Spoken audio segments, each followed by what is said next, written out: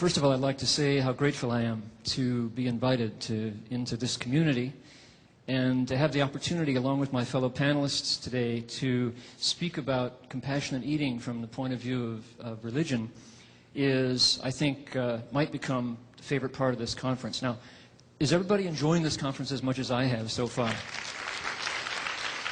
I thought so. Let's move to the presentation, if we can.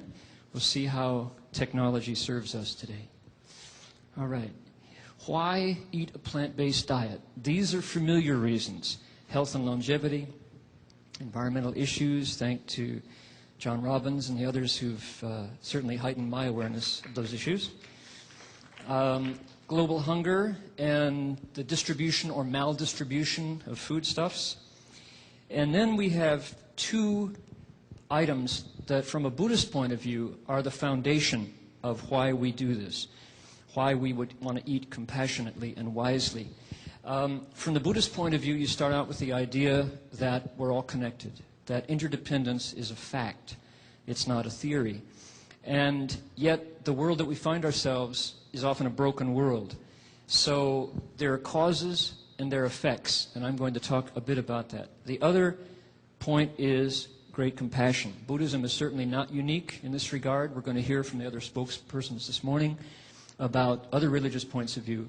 But these are the two that I wanted to go into today. Cause and effect.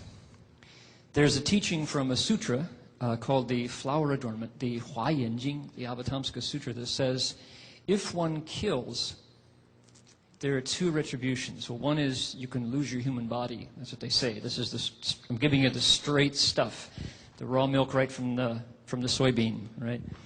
The karma, the action, and the results of killing beings brings on two retributions. One, a short life, and two, much illness. Now, likewise, if you cherish life, if you foster life, if you create the conditions for other beings to flourish, then what happens is your lifespan extends and you're healthy. So it works both ways.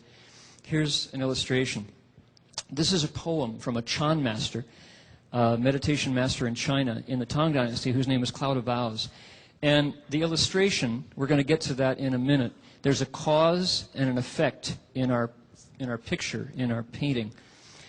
It goes, for countless years the bitter stew of hate goes boiling on.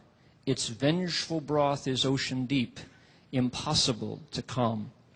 To learn the cause of so much conflict, terror, and that's a word that we're exquisitely sensitive to, green, orange, red.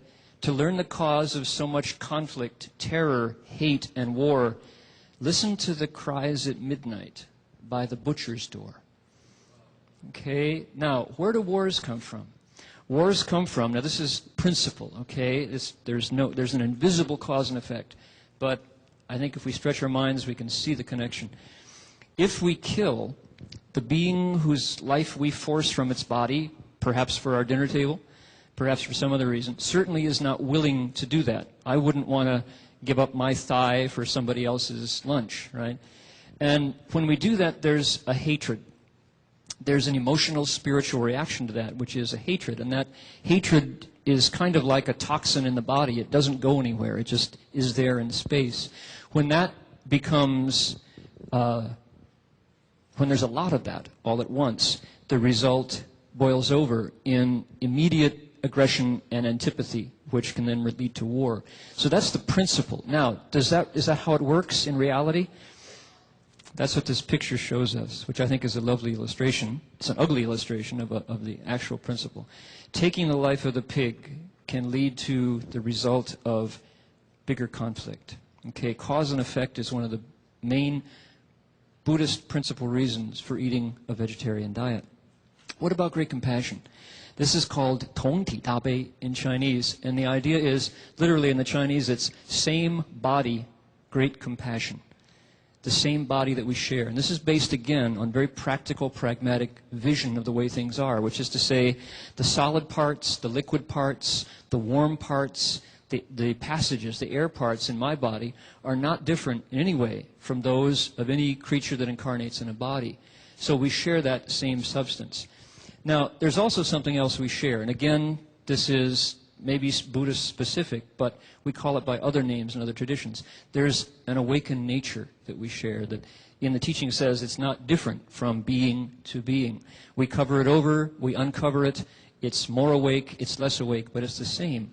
So in the midst of that interdependent, connected universe, somebody who is awake to that compassion wants to eat in a way that liberates living beings. So in the Buddhist tradition, we have this practice called liberating life, where we buy animals that are on their way to slaughter, do a ceremony, and chant sutras or the names of awakened beings and let them go.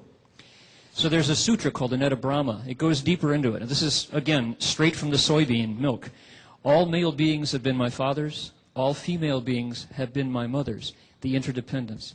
There is not one being in the six destinies who has not given birth to me in past lives. Hence, all beings have been my parents.